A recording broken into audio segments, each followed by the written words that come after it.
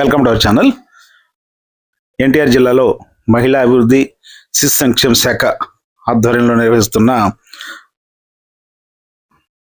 Machine Vatsalya కార్యక్రమం కింద ICPS, SAA children హోమ్స్లో కాంట్రాక్ట్ అవుట్సోర్సింగ్ ప్రాతిపదిక మీద పనిచేయడానికి అర్హులైన అభ్యర్థుల నుంచి, మహిళా అభ్యర్థుల నుంచి దరఖాస్తులు ఆహ్వానిస్తున్నారు.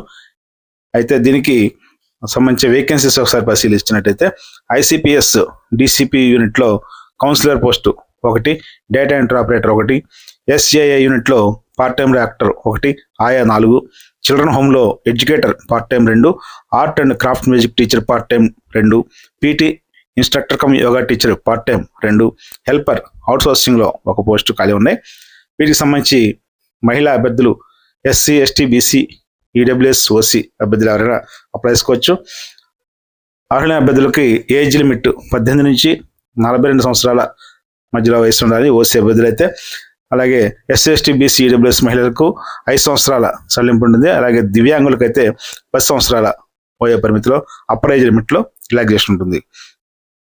వీటికి సంబంధించి ఆఫ్లైన్ అప్లికేషన్ని 18/8/2026 సాయంత్రం 5 గంటల లోపు ntrap.gov.in వెబ్సైట్ నుంచి డౌన్లోడ్ చేసుకుని అప్లికేషన్ని అన్ని సర్టిఫికేట్స్తో కలిపి అటెస్ట్ చేయించి వీటిని జిల్లా స్త్రీ శిశు సంక్షేమ అండ్ సాధికారత అధికారిని కార్యాలయం, డోర్ నెంబర్ 31-4-29/A, గద్దె పూర్ణచంద్రరావు వీధి, మారుతి నగర్, 2వ లైన్, విజయవాడ 520004 చిరునామాకి నేరుగా పంపాలి.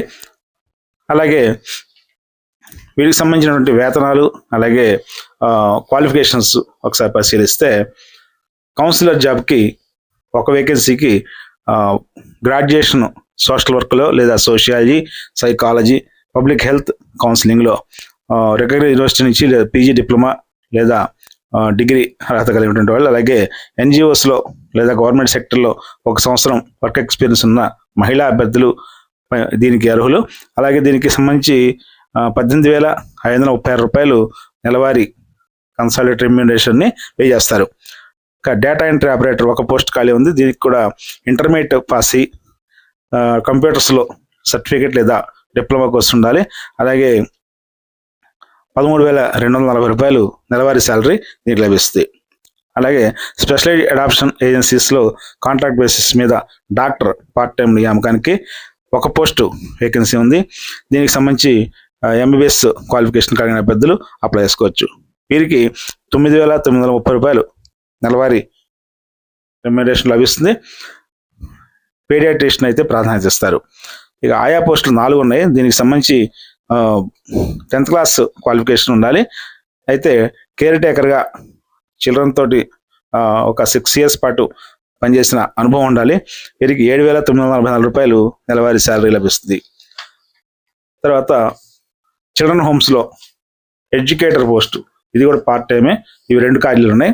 దీనికి సంబంధించి బీఈడి లేదా డిగ్రీ, పీజీతో పాటు బీఈడి 2 సంవత్సరాలు టీచింగ్ ఎక్స్పీరియన్స్ ఉన్నటువంటి అభ్యర్థులు అప్లై చేసుకోవచ్చు. దీనికి సంబంధించి 10,000 రూపాయలు నెలవారీ శాలరీ లభిస్తుంది. ఇక art and craft cum music teacher part time, ఇవి కూడా 2 ఖాళీలు ఉన్నాయి. వీటికి సంబంధించి ఆర్ట్, క్రాఫ్ట్, మ్యూజిక్లో డిగ్రీ కలిగి ఉండాలి. అలాగే సర్టిఫికేట్ కోర్సు కూడా ఉండాలి. వీటికి సంబంధించి చైల్డ్ కేర్ ఇన్స్టిట్యూషన్స్లో పనిచేసిన అనుభవం కూడా చూస్తారు. వీరికి 10,000 రూపాయలు నెలవారీ శాలరీ ఉంటుంది. Part time instructor cum yoga teacher, ఇది కూడా పార్ట్ టైమే. ఇక్కడ 2 ఖాళీలు ఉన్నాయి.